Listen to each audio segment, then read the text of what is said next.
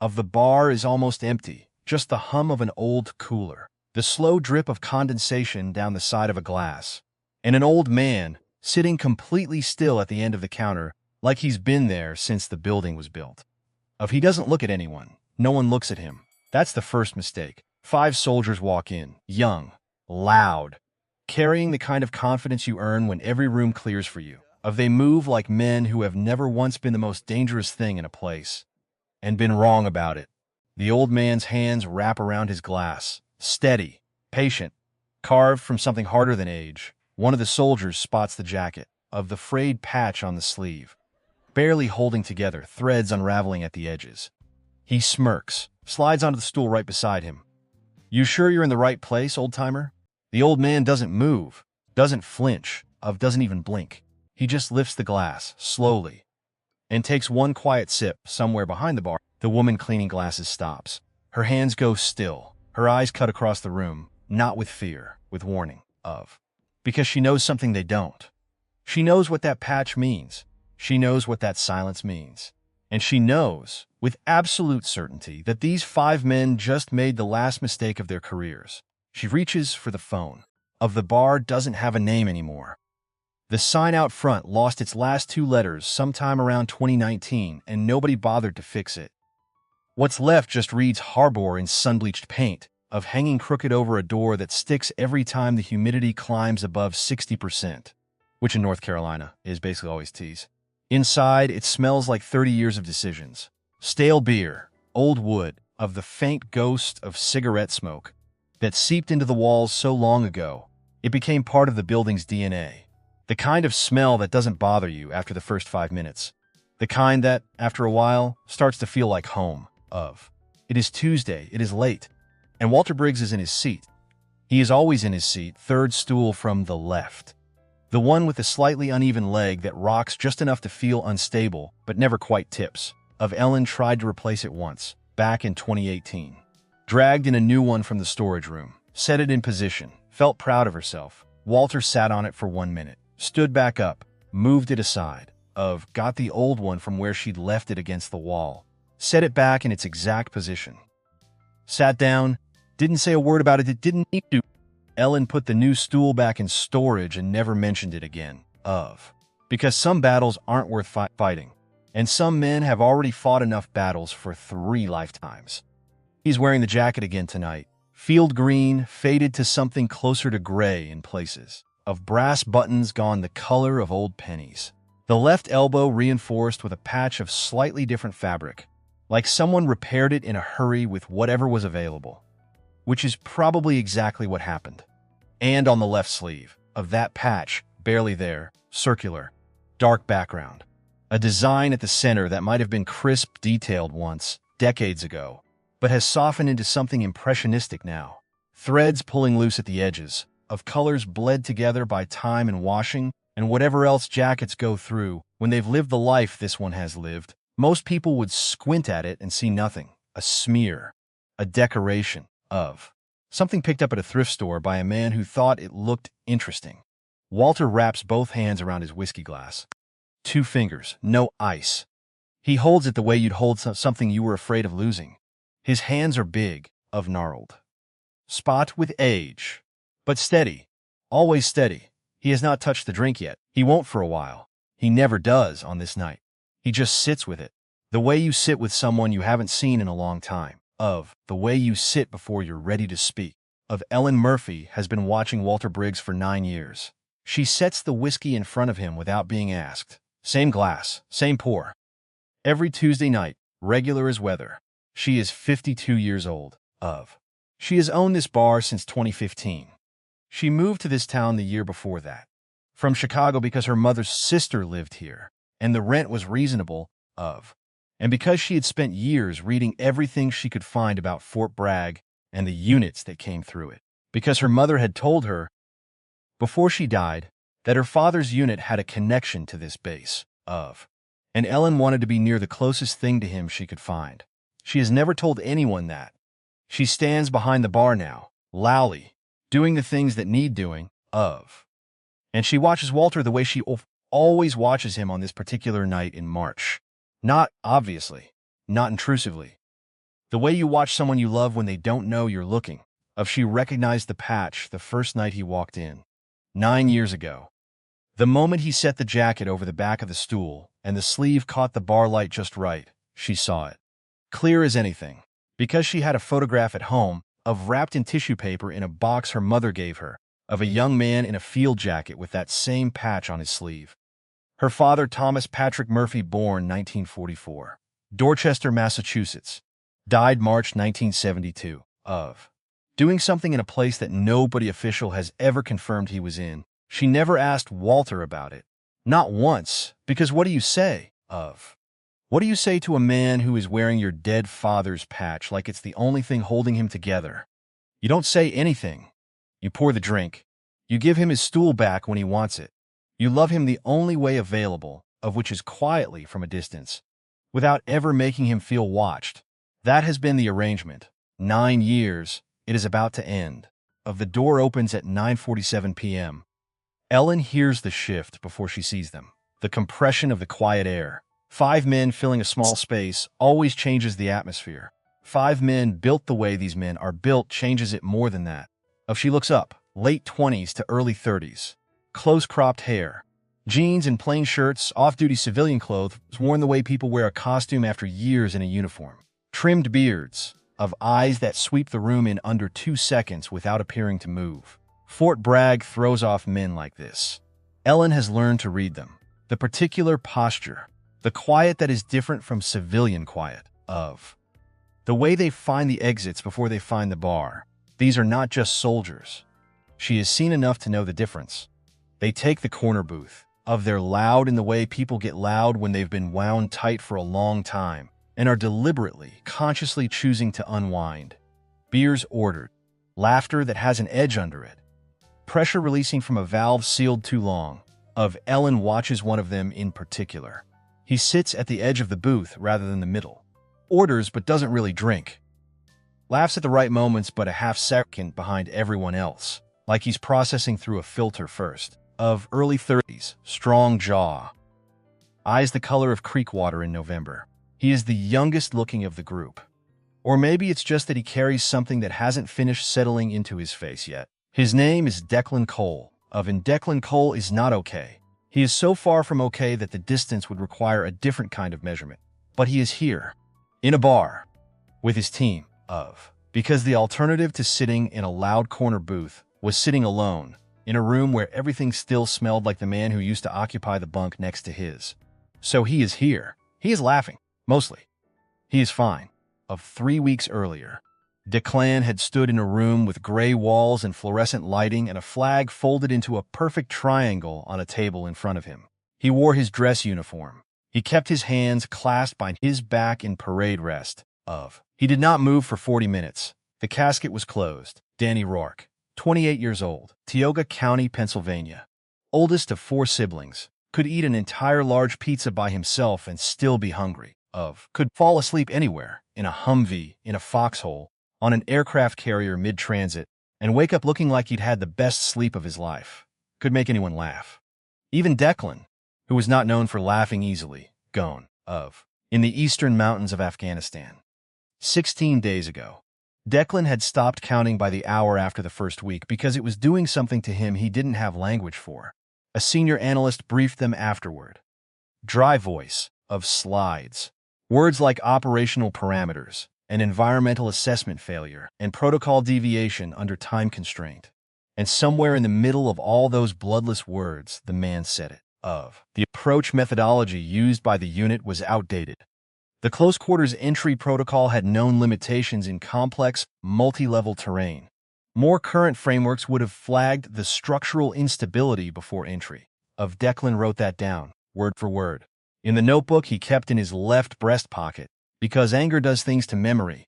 Stretches some parts, compresses others, until the original shape is unrecognizable, outdated. The word sat in him like a piece of metal, like something that had no business being inside a human body, but had gotten in anyway and couldn't come out without doing more damage than leaving it. Some old doctrine, some framework built decades ago. Before the terrain was this complicated, before the variables multiplied into what they were now, Danny went in trusting it. Danny didn't come back out. Declan didn't know who designed it. Didn't know the name. Didn't know if they were still alive, still sitting somewhere in the world, still occupying space while Danny was in a box with a flag on top. But he was angry at them, with a cold, specific, of enormous anger that had nowhere to go, so it went everywhere. Of back in the bar, 9:58 p.m. Declan's eyes drift. Old habit. Threat assessment running on background like a program that never fully closes. They move across the room and land on the old man at the third stool. He registers him. Moves on. Moves back. Something snagged the jacket. Specifically, the patch on the sleeve. Declan stares at it from across the room. He can't read it from here. The design is too degraded, too far away. But the shape of it, the general layout, something about it pricks at him. Not recognition exactly.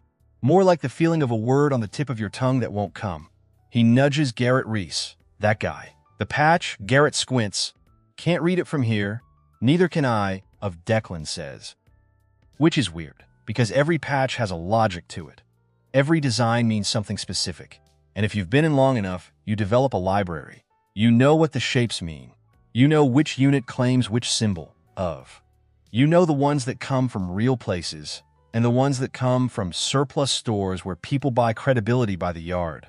That patch doesn't match anything in Declan's library, which either means it's rare, or it means it's fake, and in Declan Cole's current state. In this particular week, when the word outdated is still sitting like metal in his chest, he is not feeling generous about which one it is. He slides out of the booth, sits 2 stools down from Walter, orders another beer he doesn't need, and looks at the old man sideways, up close. Walter is older than Declan initially clocked. 80s, maybe. The kind of old that has reduced everything to its essentials. Sparse white hair, of a hearing aid in his right ear. The jacket even more worn up close. The patch even less readable.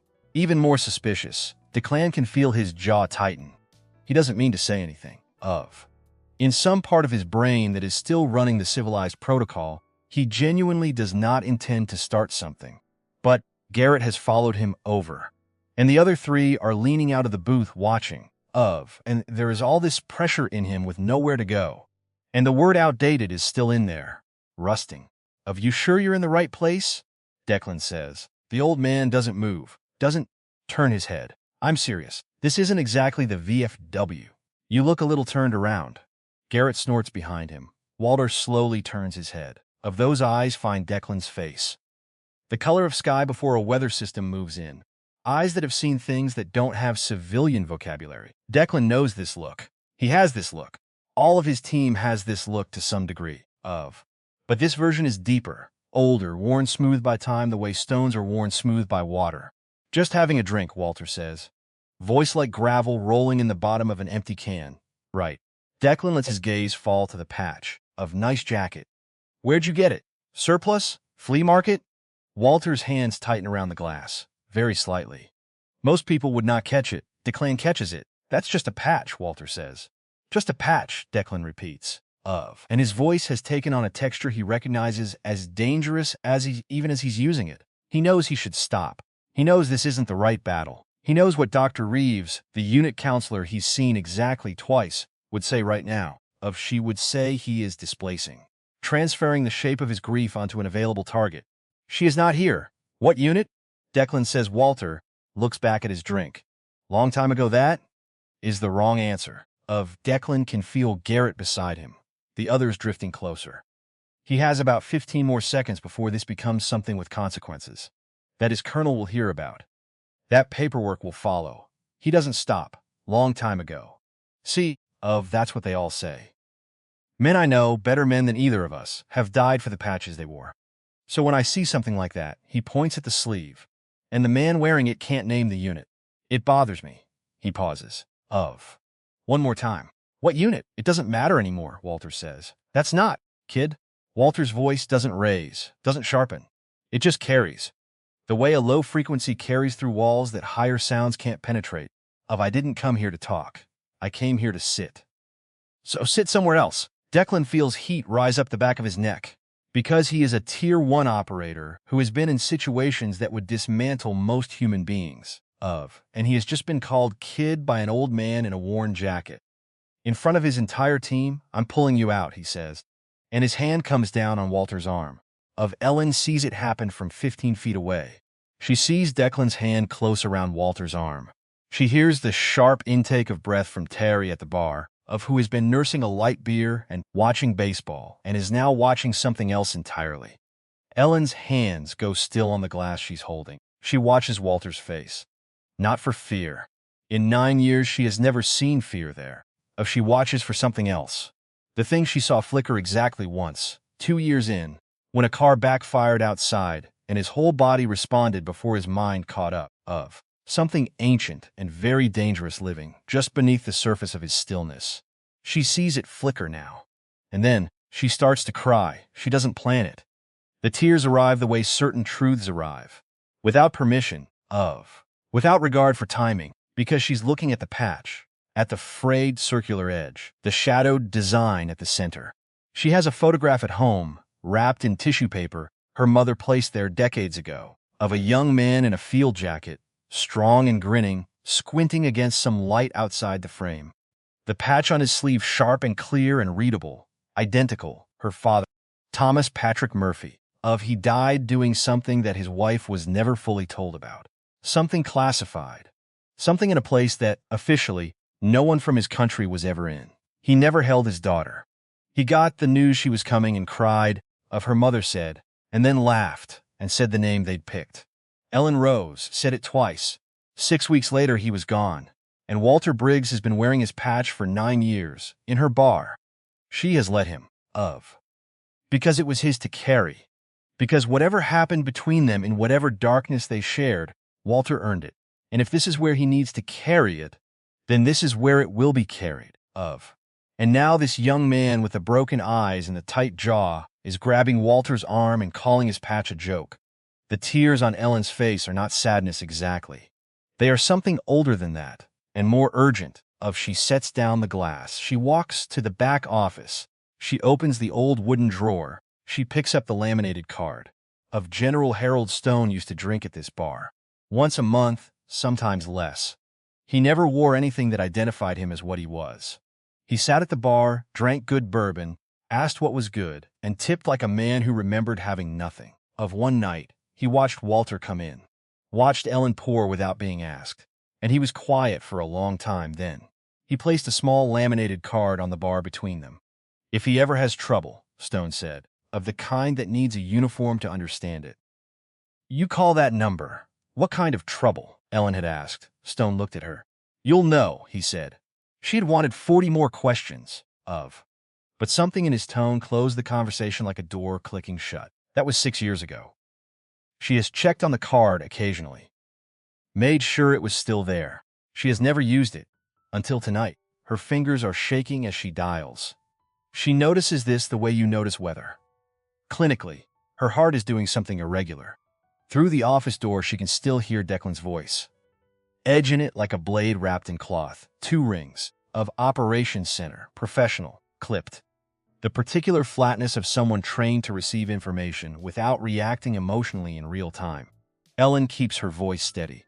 She gives the name, the address, the situation, quickly and clearly the way she's seen paramedics talk when they come in for the occasional emergency. Facts first, Walter Briggs. The duty officer repeats. The sound of keys. Soft keyboard clicking. A pause. A longer pause. Then the voice comes back. And the flatness is completely gone, ma'am. His tone has dropped to something almost hushed. Can you confirm the location again? She gives it again. 10 seconds of silence. Keep them there, he says. Do not let them leave. A beat. Help is on the way. Right now. Staff Sergeant Marcus Davis has worked this desk for 3 years. He has received bad news before. Casualties. Operations gone sideways. Assets compromised in places the public doesn't know exist. He has passed all of it up the chain with the same steady voice every time. He thought he had seen everything this desk could produce. He was wrong. He types the name into the system while Ellen is still talking. Walter Briggs. He is already composing the standard response in his head. Coordinate with base MPs. Dispatch a liaison. Routine. Completely routine. Except the system does something he has never seen it do. The screen goes dark for 3 full seconds. Which has never happened. In 3 years at this desk, through power fluctuations and system updates and one incident involving a coffee spill he is legally sworn never to discuss, this screen has never gone dark. Then it comes back. And what comes back is not a standard file. It is a wall. Black, heavy with redaction the way a storm is heavy with rain. Most of the page is just darkness. Block after block of classified silence. But there are words. Small islands of them, of surviving like structures that withstand floods. Eclipse Group. Operation Meridian, Shadow Forge, the Shepherd of the Altai. And at the top of the file, in letters that read as screaming regardless of their color, of instant of contact. Repure's immediate notification. 06 level or above. Do not. Engine. Desaid. Official date 14 March 1972. Davis stares at the screen, reads it again. Then a third time. Of the math is not working. The woman on the phone gave him an address, a real bar, a man on a stool, and the file says that man has been dead for 53 years, which means one of three things. The file is wrong. The woman is wrong. Or something is happening that Davis does not have the context to understand. He picks up the direct line. He dials. Webb, his commanding officer. Awake. Alert. The voice of a man who long since stopped expecting quiet evenings. Sir. I have a situation requiring your immediate attention. An individual flagged in the system at clearance level 7. Davis keeps his voice level. Sir. The file lists this individual as officially deceased. March 1972. Silence on the other end. Not confusion. Not sleep, the silence of recognition. What's the name? Webb says. Davis reads it. The lines goes so quiet he checks the call hasn't dropped. Then Webb says very carefully, Give me the address. Davis gives it. Who else is there, sir? It appears some of our operators may be present at the location. Off duty. The reporting party indicates a confrontation in progress. Another silence. Longer this time. I'm on my way, Webb says. Don't call anyone else. The line goes dead. Davis sits for a moment. He looks at the screen. At the redacted file. At the two words still visible at the top. Shadow Forge. He types it into the search bar. Of access denied. Clearance insufficient. He leans back. He picks up his coffee. It has gone completely cold. He drinks it anyway. Staff Sergeant Marcus Davis has worked this desk for 3 years. He has received bad news before. Casualties. Operations gone sideshow. Assets compromised in places the public doesn't know exist. He has passed all of it up the chain with the same steady voice every time. He thought he had seen everything this desk could produce. He was wrong. He types the name into the system while Ellen is still talking. Walter Briggs. He is already composing the standard response in his head. Coordinate with base MPs. Dispatch a liaison. Routine. Completely routine. Except the system does something he has never seen it do.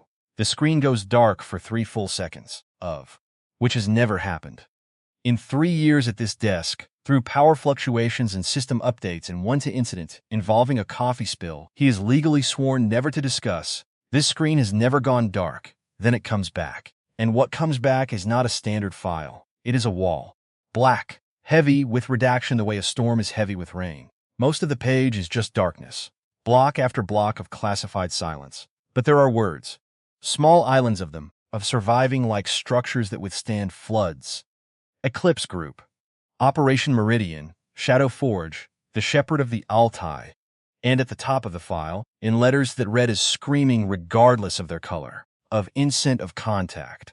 Repure's immediate notification. 06 level or above. Do not. Engine. Desaid. Official date 14 March 1972. Davis stares at the screen, reads it again. Then a third time. The math is not working.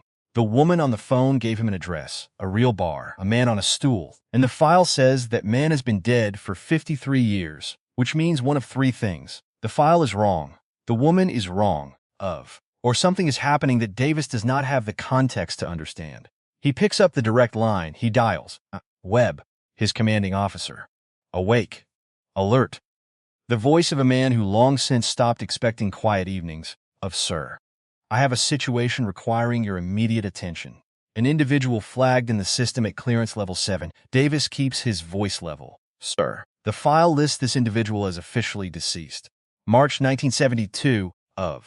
Silence on the other end. Not confusion. Not sleep, the silence of recognition. What's the name? Webb says. Davis reads it. The line goes so quiet he checks the call hasn't dropped. Then Webb says very carefully, "Give me the address." Davis gives it. "Who else is there, sir?" It appears some of our operators may be present at the location. Off duty. The reporting party indicates a confrontation in progress. Another silence. Longer this time. "I'm on my way," Webb says. "Don't call anyone else." The line goes dead. Davis sits for a moment. He looks at the screen, at the redacted file, at the two words still visible at the top. Shadow Forge. He types it into the search bar. Access denied. Clearance insufficient. He leans back. He picks up his coffee. It has gone completely cold. He drinks it anyway. Back in the bar. Declan has pulled Walter partially off his stool. Walter doesn't struggle, doesn't resist. He just stands at an uncomfortable angle, the hip making itself known, and looks at Declan with those pale, clear eyes. Then he says the thing. One sentence. "You've lost someone from Kestrel. Last month." Declan goes very still. Not a question, a statement. Delivered the way doctors deliver things they are certain of.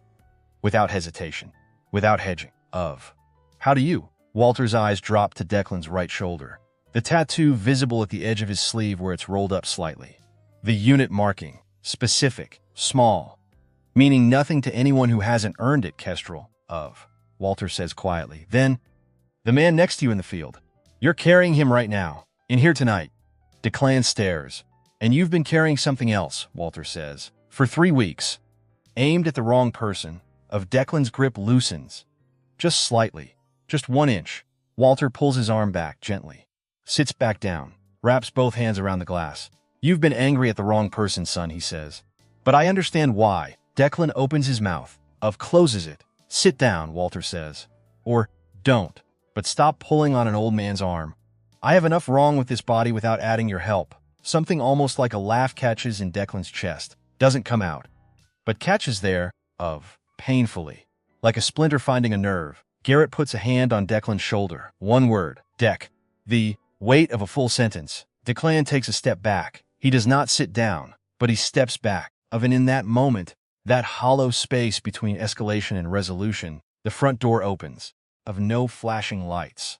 No sirens. Just the bell above the door jangling, the cool March air sweeping in, and 4 people in dark civilian clothes moving through the entrance with a purpose that is more commanding than any uniform. They flow into the bar, eyes scanning the room once, assessing and dismissing every person present until they land on the scene at the counter. Leading them is a tall man with short, graying hair and a face that looks like it was carved from something that doesn't give way easily. His eyes, cold and clear, are fixed on Declan's hand and Walter's arm. Colonel Nathan Webb, commander of the very unit Declan and his team belong to, the room's shifts. Not visibly, not with any physical change. But everyone in it feels it. The way a field feels different when weather is coming. That compression of air, that drop in temperature that precedes something larger than itself. Declan feels it before he processes it visually. The change in the room's gravity. And then he turns and sees Webb, and the blood drains from his face, his commanding officer, in civilian clothes, at nearly 10 o'clock on a Tuesday night, standing in a bar outside Fort Bragg looking at him. Declan lets go of Walter's arm as if it has burned him. Webb does not look at his operators. Not yet. His focus is entirely on the old man they have been tormenting. He walks forward, his shoes making no sound on the dusty wooden floor. He stops 3 feet from Walter Briggs. The entire bar holds its breath. Webb snaps to rigid attention. His right hand rises in a salute so sharp it could cut glass. "Mr. Briggs," his voice low, clear, resonating through every corner of the silent room. "Colonel Nathan Webb." "It is an honor, sir." Walter gets slowly to his feet. The limp pronounces itself. He does not return the salute. He gives one slow nod. Small, absolute, enough. Webb holds the salute 1 moment longer, then lowers his hand, then turns, and his eyes find Declan Cole. And whatever is in those eyes, it is not anger. It is something worse than anger. It is disappointment that has passed through anger and come out the other side as something colder. Declan stares at the floor, at his own boots. He feels, for the first time in 3 weeks, something other than the flat note of grief. He feels shame, hot, specific, the kind that cannot be argued with, that just sits in you, heavy, true, and immovable. Webb's voice, when it comes, is very quiet. What, he says, do you think you are doing? Not a question, the verdict. The entire case. The gavel, all in 11 words, Declan says nothing. Because there is nothing to say. Webb looks at all 5 of them. One by one, not long. Just enough. You are paid to be the most disciplined soldiers on this planet, then, he says. You are not paid to harass civilians in off-duty hours. And you are not qualified to pass judgment on this man. He pauses. My office, 05 entered, all 5 of you. You are on report. Nobody responds. Nobody breathes in a direction he hasn't approved. Sit down, Webb says. Don't speak. Don't move. I'll deal with you when I'm ready. The 5 operators fold themselves back into the corner booth. The silence that follows is the loudest thing in the room. Webb sits on the stool beside Walter, on the other side from where Declan had been. He sits with the deliberateness of a man who understands that physical space carries meaning. Walter looks at him sideways. You're David's boy, Walter says. Webb nods. He talked about you. More than most things. He was a good man, Walter says. One of the best I ever served with. He said the same about you. A pause. He said you were the reason he came home. Walter looks at his glass. He would have found his way home. I just moved some rocks. Webb almost says something to that. Doesn't. Because the understatement is so enormous it requires a moment to absorb. I just moved some rocks. As if the collapsed structure his father had been buried under for 16 hours, and the permanent damage to Walter's hip from the extraction were nothing more than a mild inconvenience on someone else's afternoon. My father walked with a hitch in his left knee. Webb says. 40 years. He never complained about it once, I know, Walter says. Stone kept me informed. Webb absorbs this. Harold Stone. The connective tissue of their generation, running through everything like rebar behind a visible wall. He kept tabs on you, Webb says. I had my suspicions. Walter finally takes a sip of the whiskey. Sets it down. Stone never could fully let go of his people. A pause. Didn't bother me. I didn't mind being kept. Webb looks at the patch. He has seen photographs of it, in his father's effects. Found one at 17, in a box he wasn't supposed to be in, a grainy image of a young man with a patch just like this one, of the design crisp, where this one is not.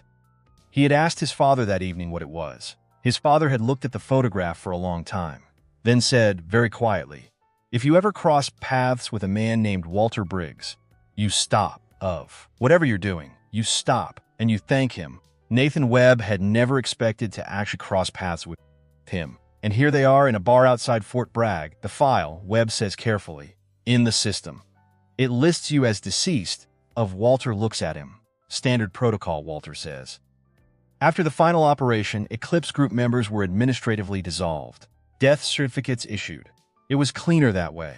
He pauses. Easier to disappear entirely than to exist in a file that could be pulled by the wrong person at the wrong time. You've been officially dead for 53 years, officially, Walter says. Unofficially, I've been sitting on this stool every March. Webb looks at the glass, at what's in it. Then at the 2 empty spots on the bar in front of them, where 2 previous glasses once stood. 3, he says quietly. Walter nods. Tell me their names, Webb says. If you're willing. Walter is quiet for a moment. Henry Calloway, he says. Patrick Drake, Thomas Murphy, 3 names. Said quietly enough that they belong only to this space, this bar, this hour. Webb sits with them. Then he says the thing he has been moving towards since he walked in. The young one, Cole. He lost someone. Kestrel team. 3 weeks ago, I know, Walter says. He's been blaming the CQC doctrine. The approach framework of... Walter goes very still. He doesn't know who built it, Webb says. He's just angry at the thing itself. Walter looks at his glass. The terrain assessment step, he says slowly. 3rd step. Structural evaluation before entry. They skipped it. Under timeline pressure, something moves in Walter's face. Not visible movement, something interior. The specific pain of a person who built a thing to prevent an exact harm, and is hearing that the harm happened anyway. Not because the thing failed, because someone set the thing aside. I wrote that step, Walter says. Around a man I lost in 1971. Henry Calloway. Because we skipped that check once, and Calloway went in first. And the structure wasn't what the intelligence said it was. He pauses. I built 30 seconds into every entry protocol after that. Mandatory. Non-negotiable, I know, Webb says quietly. If they skipped it, they did. Walter wraps his hands tighter around the glass.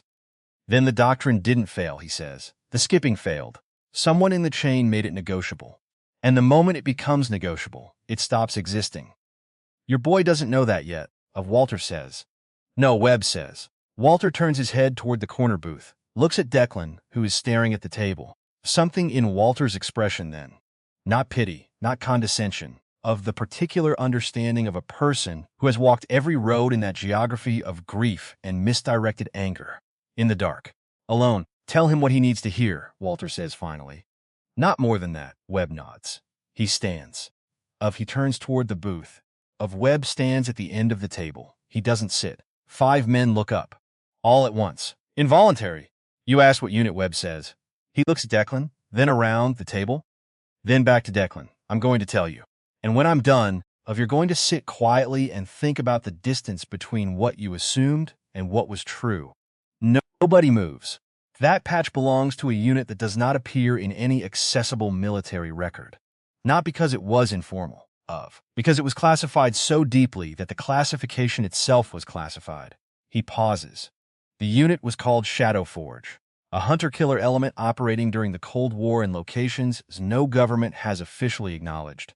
4 men, the entire unit, 4. The table is very still.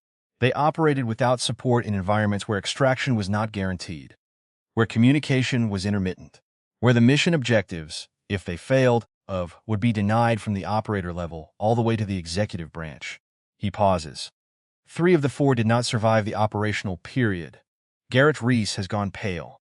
That man, Webb says, and his voice drops, designed the close-quarters combat framework you were trained on. The entry protocols, the terrain assessment steps, the approach methodology that traces its foundation back to what he built, in conditions none of us have the clearance to be fully briefed on. He looks directly at Declan. Every technique you used in training, that saved your life in the field, has his fingerprints on it. Declan is no longer looking at the table, he is looking at Webb, and his face is doing too many things at once. The doctrine, Declan says. The word comes out low, cracked. The CQC framework. That was, yes, Webb says. Declan goes still. The step they skip, Webb holds his gaze and doesn't immediately answer. In the space of that pause, 3 or 4 seconds of held eye contact between a colonel and his best operator in a bar booth on a Tuesday night in March, something enormous moves, the terrain assessment step, Declan says. No longer a question. Yes, Webb says. He wrote that step. Yes. Declan puts both hands flat on the table. Because he needs something solid. The framework didn't fail. The step was built correctly. Built specifically. Built around a death that happened 50 years before Danny's. By a man who knew exactly what happened when you skipped it. And that man has been sitting 60 feet away, on a bar stool, for 9 years running. The doctrine didn't kill Danny. The skipping killed Danny. Which means the thing Declan has been carrying for 3 weeks. The hot specific rage at the outdated framework. The unnamed designer the faceless architect of the thing he blamed, was aimed at nothing, was aimed at the wrong thing entirely. He looks across the bar. Walter Briggs is sitting at his stool, hands around his glass, not looking in their direction. Declan's chest hurts. Not the figure of speech version, the actual version. Garrett's hand comes down on his shoulder. Same as before. But, different weight this time. It is not pulling him back from something. It is just present. Solid. Not fixing anything. Not trying to, Garrett says. Quietly. You okay? Declan doesn't answer right away. Then, no, me neither, Garrett says. In general, a pause. Yeah, Declan says. He looks at his hands. Then at the old man, sir, he says to Webb. Webb looks at him. I owe that man an apology. Webb holds his gaze. You do, more than an apology, yes. Declan slides out of the booth. He stands. He straightens. And he walks toward the bar. Not with the swagger of an hour ago. Not with the compressed rage of a man looking for somewhere to put his anger. Just walking, 1 step. Then another, toward an 81-year-old man he owes something to and doesn't yet know how to pay. Ellen has watched all of this from behind the bar. She watched Webb arrive. Watched the salute. Watched 5 men fold back into a booth and sit there in the loudest silence she has ever heard in this building. Now she watches Declan Cole walk toward Walter. And she does what she always does. She gets back to work, refills a glass, clears a plate, moves through the room attending to the few remaining patrons who are all, in their own way, of still processing what they've just witnessed. Terry has ordered a second beer. Of the couple from the back booth, who were mid-conversation, have stopped talking entirely and are sitting side by side looking at the bar with the expressions of people who stumbled into a documentary. Ellen moves, keeps moving, because movement is how she gets through things that are too large to hold still with. She ends up at the far end of the counter, nearest Walter, wiping down the surface. Slow and even, the motion of long practice. Walter watches her, She keeps her eyes on the counter. This is the arrangement. 9 years of it. She doesn't ask, he doesn't explain. They exist in the same space with the understandings that some things don't require words. But tonight is different. Tonight the thing between them has a name, a face, a story, and a patch sitting 20 feet away on a jacket draped over a stool. She looks up. He looks back. This is also different. They don't usually do this. The direct meeting of it, You don't have to, Walter says. Because he knows what the question is without it being asked. He has known it for 9 years, I know, Ellen says. A pause, the cooler hums. He laughed all the time, Walter says, his voice very quiet, as if the words are fragile and require careful handling. Your father made the rest of us furious sometimes because there were situations that were not, in any reasonable assessment, funny. And he would find the part that was, a pause, he was usually right. Ellen's jaw is set hard. Keeping something in, he talked about your mother. Every moment that wasn't moving, what she was like. The things she said, he looks at the glass. He knew you were coming, He got word 6 days before. He pauses. He picked the name. Ellen already knew this, but hearing it from someone who was there, who heard it said out loud in the real air. That is a different thing entirely, he said. Ellen rose. Walter says, twice. Like he was memorizing it, he pauses. I memorized it too. Seemed important to. The tear that moves down Ellen's face is single and silent. She doesn't wipe it. He gave me the patch 3 days before, Walter says. We were redistributing equipment in case of various contingencies. He put it in my hand and said, keep this moving. He was superstitious about it. Said it was good luck. A pause. For one of us, Walter says, very quietly. It was? Ellen puts one hand flat on the counter, steadying. Why here? She says. Of all the places. Why this bar? Walter is quiet. You moved to this town in 2014, he says. Bought this bar in 2015. You came because your mother had a sister here. And because you had been reading everything you could find about Fort Bragg. Because your mother told you, before she died, that Thomas's unit had a connection to this base. He pauses. You wanted to be near the closest thing to him you could find. Ellen stares at him. I followed you here, Walter says. Simply, without drama, you came to be near him. I came to be near him. We ended up in the same place. He looks at her. That seemed right to me. The silence is complete. Ellen covers her mouth with one hand, nods once. That is all. That is everything. Declan Cole has walked into burning buildings. Twice, literally. Not the metaphor. Both times he knew what he was walking toward. This is different. This is 11 steps across a wooden floor toward an old man on a stool. And it is the hardest thing he has done in recent memory. Which is saying something. Given recent memory 8 steps. 7, the bar smells the way it always smells. Beer, old wood, decades. But underneath tonight there is something else. Something that has no name in any sensory vocabulary Declan owns. The smell of weight, maybe, of time. Of things held so long they've become part of the person holding them. 5 steps. Walter doesn't turn around. He doesn't have to. He knows of the simple accumulation of a lifetime of reading environments, of understanding how a room changes when something moves in it. Declan stops. 2 feet away. He sits on the stool to Walter's left, of the stool he occupied an hour ago when he thought he was exposing a fraud, when he thought the evening would resolve into a clean story. Guy had a fake patch. We called him on it. Justice served. None of that was true. He was the fraud in this equation. Walking in with borrowed authority and a chest full of grief, using both as a weapon against someone who had bled more for the thing Declan loves than Declan has years of service. He sits. Neither of them speaks, which is the right thing. Some conversations need a runway, need the silence first, then Declan says it. I'm sorry, sir. Flat. Clean. No elaborate scaffolding around it. Walter is quiet. I came in here tonight looking for somewhere to put something that had nowhere to go, Declan says. And I chose wrong. Still quiet. I know that doesn't fix it. Walter sets the glass down, turns his head. Those eyes find Declan's face. And holds it. You want to know what I think? Walter says. Yes, sir. I think you love that like a brother. And brothers don't always die in ways that make sense. And when the mind can't make sense of a loss, it goes looking for logic. Goes looking for cause and effect, because that means someone is responsible. And responsible means there's somewhere to aim. He pauses. You aimed wrong. But the impulse wasn't wrong. Declan looks at the bar top. It doesn't excuse it.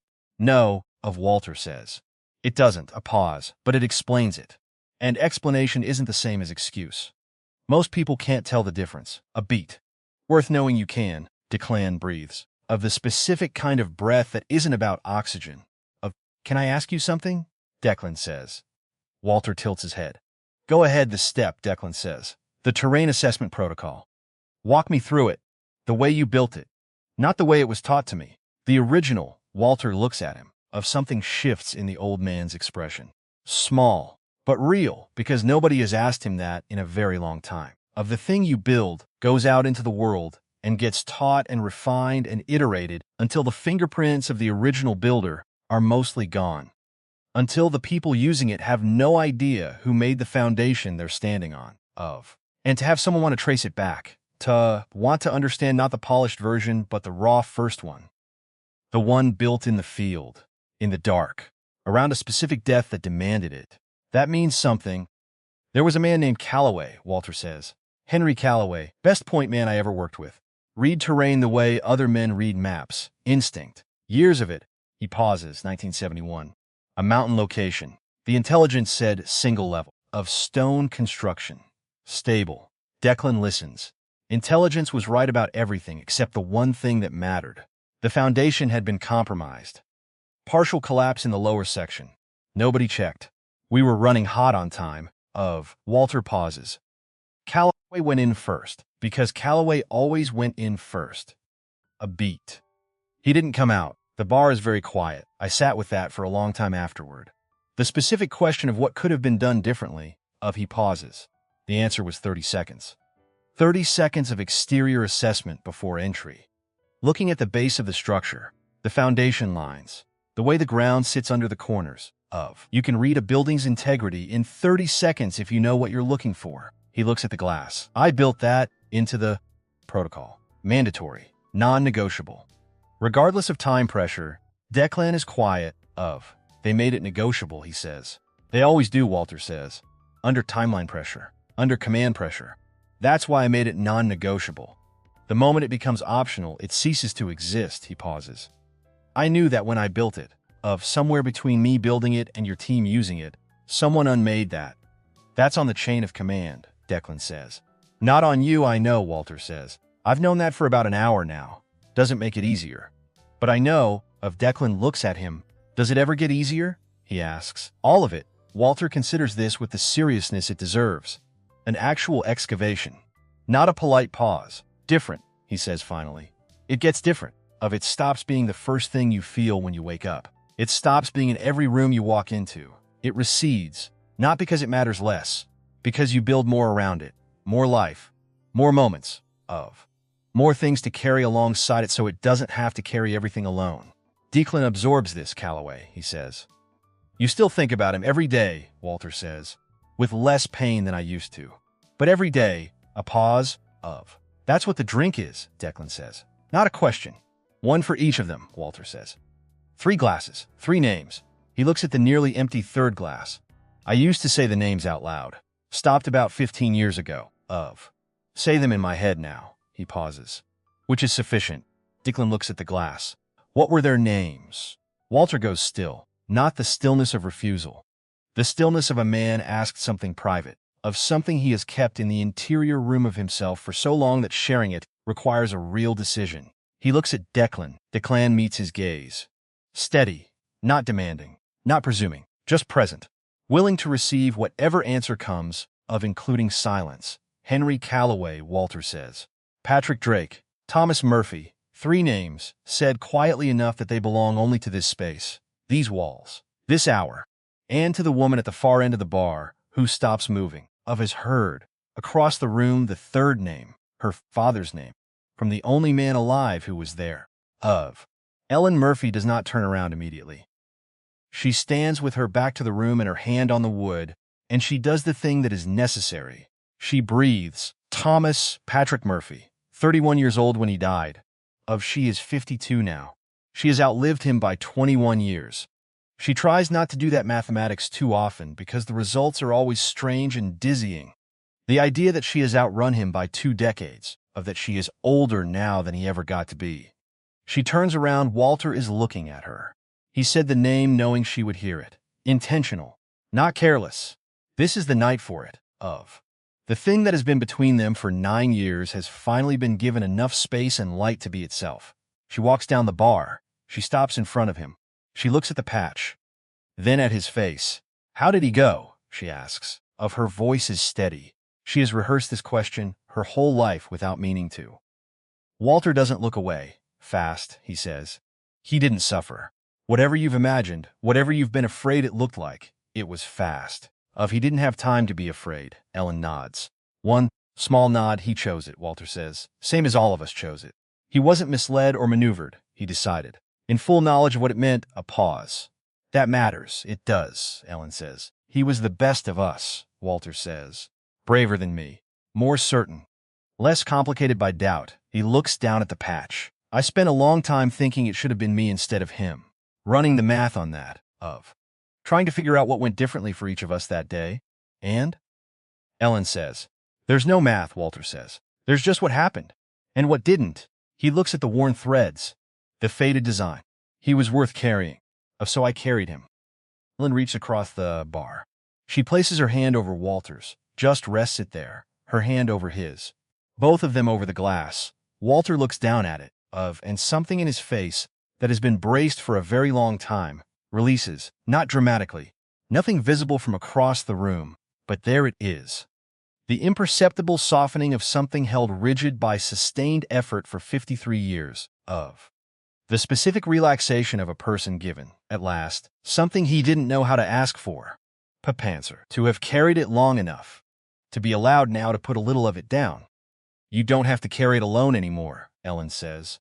Walter doesn't speak, but his hands tighten once, very briefly, around hers, then relax, and that is its own language, complete and sufficient. At the end of the bar, Declan has moved slightly, giving them space. Because he has enough awareness to understand when a conversation belongs to other people. When the right thing is to hold the perimeter and stay out of the center. He sits. He thinks. Which is something he hasn't done much of in 3 weeks. Not real thinking. Not the kind that goes somewhere. He has been reacting, cycling, running the same tracks over and over, the same anger, the same memory, the same closed loop. But now sitting here, having been entirely and completely wrong about the most important thing he's believed for 3 weeks, having looked directly at what he was wrong about, having sat with the man his anger was aimed at, having heard the man's voice and learned the man's story. Something has shifted. He thinks about Danny. He thinks about Danny on their second deployment, of falling asleep mid-sentence in the back of a vehicle and waking up 4 hours later to continue the exact sentence where he'd left it, as if no time had passed. He thinks about Danny in a bad situation that was getting worse, of turning to Declan very seriously and saying, I think we should open a restaurant when this is all over. Right now, Declan had said, it's a good time to plan for the future, Danny had said, and Declan had laughed, genuinely, in the middle of it. He hasn't laughed since Danny died. He hasn't let himself, because laughing felt like forgetting, like accepting something he hadn't consented to accept. But sitting here now, in this bar, with this night doing what it's doing to him. He thinks about Danny and the restaurant, and for the first time in 3 weeks, the memory doesn't feel like loss. It feels like Danny, which is something different, something that doesn't hurt in the same flat, crushing way. Something that might, if he doesn't push it away the way he pushes everything tender away, feel almost like Danny is still in the room. Not gone, present, different, He doesn't know what to do with that yet, but he doesn't push it away. That's new. Declan comes back to Walter, after Ellen has stepped away to attend to the bar. He sits. Different from before. Can I ask you one more thing? He says. Walter waits. How do you keep coming back? Declan says. Every year. To this. How do you sit down with it on purpose and not? He stops. Reaches for the end of the sentence. Not get swallowed by it, Walter thinks. The first year, he says, I didn't come. I sat in a parking lot outside a different bar in a different city, and I couldn't make myself go in. Sat there for 2 hours. He pauses. The second year I went in but left after 10 minutes. Couldn't manage it. Declan listens. Of third year I stayed for the drink. And I noticed I felt better leaving than arriving. Not good, not whole, not fixed. Just better by a specific measurable amount. He looks at the glass. So I came back the fourth year to test the hypothesis. Of Declan almost smiles. Almost. Turned out to be consistent, Walter says. I come. I sit. I say their names. I drink one for each of them. I feel marginally better leaving than arriving. He pauses. That's not nothing. When you're dealing with something this size. Marginally better is not nothing. No, Declan agrees. It's not. You need rituals, Walter says. When the grief is this large, it's too big to carry in formless ways. You need a container for it, of a specific time, a specific place, a specific thing you do, so it doesn't spread everywhere, so it doesn't become the whole of your life. He pauses. It's part of your life, a significant part. But a part, Declan sits with that. Danny liked pizza, he says, without planning to say it. Walter waits. He could eat an entire large by himself. Plus breadsticks, Declan pauses. He once told me, mid-operation, that we should open a restaurant together when we got out. Walter says nothing. Just listens. I haven't been able to think about him without it just being pain, Declan says. Every memory lands on the fact that he's gone. But just now, when I was sitting over there, I thought about the restaurant thing, and it was just him, just that thing, he said. Not the ending. Walter nods slowly. That's the shift, he says. That's what you're waiting for. When the person becomes more than the loss. When you can reach them outside the grief. He pauses. Can't be forced. But it comes. Did it come for you? Declan asks. With all three of them? Mostly, Walter says. Calloway makes me laugh sometimes, still. He had a sense of humor that had no business functioning in the environments we were in. A pause. Of Drake? Patrick Drake. I think about his hands. He was a painter before the service. Did watercolors of landscapes. Places we went. I have 3 of them at home, he pauses. Thomas? I think about his laugh. Which I never heard clearly because we were always somewhere loud or dangerous or both. But I remember the shape of it. The shape of a laugh, Declan says. It's enough, Walter says. A pause. It has to be, Walter says. Which turns out to be the same thing. Ellen walks back to their end of the bar. She doesn't say anything at first. She stands there a moment, looking at the 2 of them. Old man and young soldiers sitting in the kind of quiet that 2 people only settle into when they have crossed something together. Then she reaches beneath the bar. She sets something between them on the counter. A photograph, small, of black and white, slightly faded at the edges the way photographs from the early 70s fade. The chemicals weren't quite what they became later. The images softer, more time-worn. A young man in a field jacket, strong, grinning, squinting against some light outside the frame. The patch on his sleeve sharp and readable and identical to the one on Walter's jacket. Walter looks at it for a long moment. His breathing changes. Not dramatically. But Declan, sitting close enough, feels it. The slight shift. The small involuntary response of a man encountering something he was not prepared for, even though some part of him has been preparing for it for 9 years. My mother kept that, Ellen says. She had 3 photographs of him from that period. She gave me this one before she died. She pauses. She said it was his best. Said it looked the most like him. Walter reaches out. His hand stops just before it. Hovering, may I? He says. Yes, Ellen says. He picks it up, 2 hands. Careful. The way you hold something irreplaceable. He looks at it for a long time, and then he smiles. Not the controlled, careful expressions he's managed this evening. A real smile, wide and sudden. The kind that belongs to a much younger face and has survived all these decades intact. The kind where you can see the ghost of the young man he once was. That's him, Walter says, and his voice carries something that wasn't there before. That's exactly him. He looks at Ellen. He's grinning because he stops himself. Pauses, classified, he says, still smiling. Ellen laughs, actual, genuine, startled laughter. short and warm and completely real. Declan feels something in his own chest release. One more turn of something that has been wound too tight for too long. The laugh is contagious, the way genuine things are contagious. He doesn't laugh, but he feels it. He looks like you, Walter says, looking between the photograph and Ellen. Around the eyes, Ellen touches the corner of her eye. Self-conscious. My mother always said I looked like her side, Ellen says. She was being kind, Walter says. You look like him. Clear as anything. He sets the photograph down gently. He would have been so proud of this place, of what you built here. A pause. He would have made terrible jokes at the bar and driven your regulars crazy, and then somehow become everyone's favorite person within 2 weeks.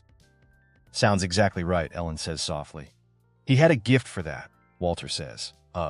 Walking into rooms that didn't want him and leaving them completely won over. A pause. I never fully figured out how he did it. Ellen slides the photograph back toward her, picks it up, looks at it herself. Keep it, Walter says. She looks up. It belongs here more than anywhere I'd put it, he says. Ellen holds the photograph. She looks like she's going to say something. Doesn't, just nods. She sets it face up on the shelf below the bar, leaning against the wall, where it will stay. 11:15 p.m. Webb stands silently, without announcement. But the room orients to it the way rooms orient to Webb when he moves with purpose. He looks at his operators, the signal. Begin winding down. They all know it.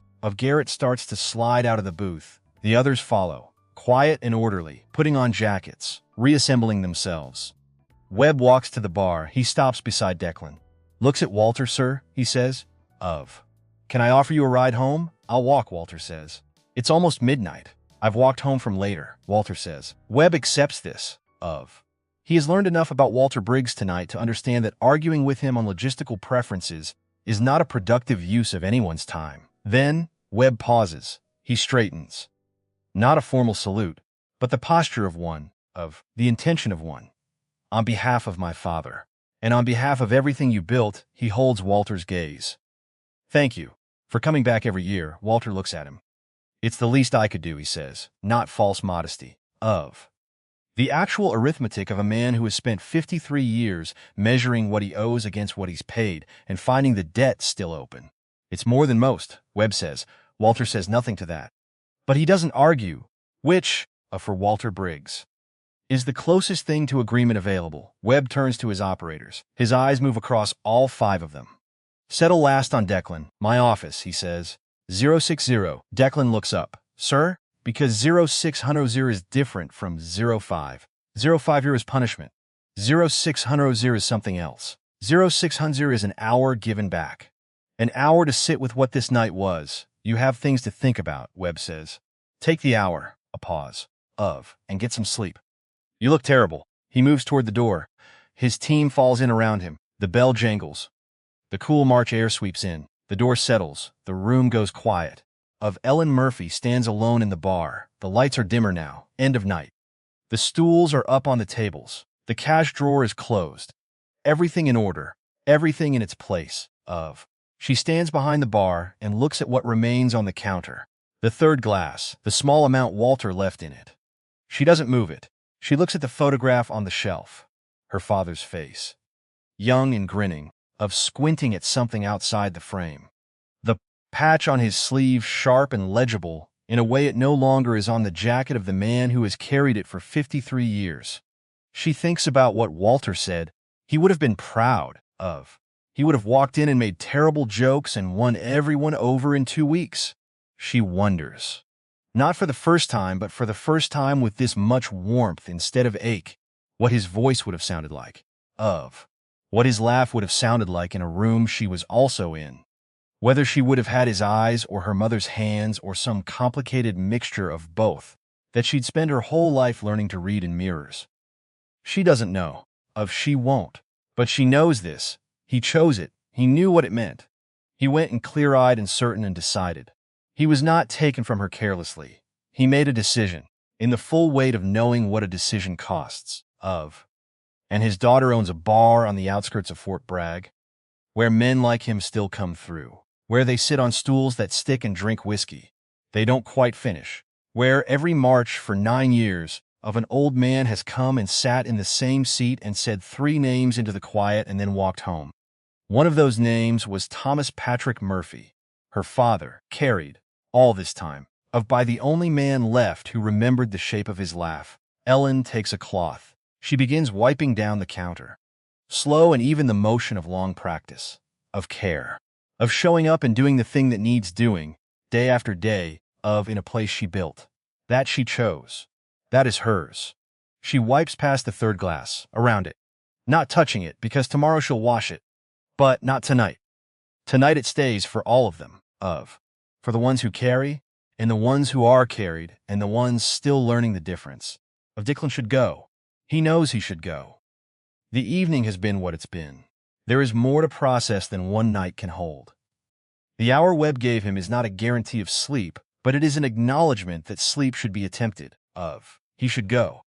He doesn't, quite yet, Mr. Briggs, he says. Walter looks at him. You said it gets different. The grief? I did. I'm going to hold on to that, Declan says. If that's all right, Walter looks at him for a moment. That's what it's for, he says. Hold on as long as you need, Declan nods. He stands, puts on his jacket, looks at Walter one more time, at the old man, the bad hip, the hearing aid, the steady hands, and the jacket with the patch barely holding together, carrying everything it has ever carried. He turns towards the door. He stops with his hand on the wood.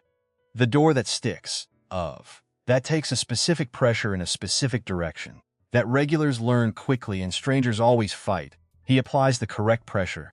The door opens, the bell jangles. He steps out into the March air. Cool, clear, of the particular clarity of late-night air after the day's warmth has receded. Pine somewhere. Fort Bragg in the distance. Always lit. Always running. He doesn't go to his car. He stands on the sidewalk, puts his hands in his pockets, looks up at a sky showing more stars than seems reasonable for a sky adjacent to a military installation. He waits. He isn't sure what he's waiting for until it happens. The door opens again. The bell jangles. Walter Briggs comes out, moving, carefully, the limp more pronounced in the cold. The hip less willing but upright. Steady. The jacket buttoned against the night. He looks at Declan. Declan looks at him. Thought you might want company, Declan says. Walter considers him. I walk slow, he says. I know how to walk slow, Declan says. Another moment. Then Walter starts walking, and Declan falls in beside him. They go not fast, not in any hurry. An old man and a young soldier on a sidewalk outside a bar in North Carolina at nearly midnight in March. The night air around them. The stars doing their unreasonable thing overhead. Their footsteps uneven. Walter's rhythm syncopated by the hip, Declan matching it without appearing to. They don't talk much, a few words here and there. Walter pointing out a turn. Declan mentioning once, quietly, that Danny once got them lost for 4 hours, in a city they'd both been to a dozen times and blamed the map with complete conviction. Walter says he knew a man like that. The city moves around them, quiet. Ordinary, the late-night peace of a place resting between its days. After a few blocks, Walter says, you don't have to carry it alone either, son. What you're carrying. Declan looks at the satla. I know, he says. Knowing and doing are different things, Walter says. Yeah, Declan says. Working on the gap, Walter nods. They walk, one step, then another. The way forward always is.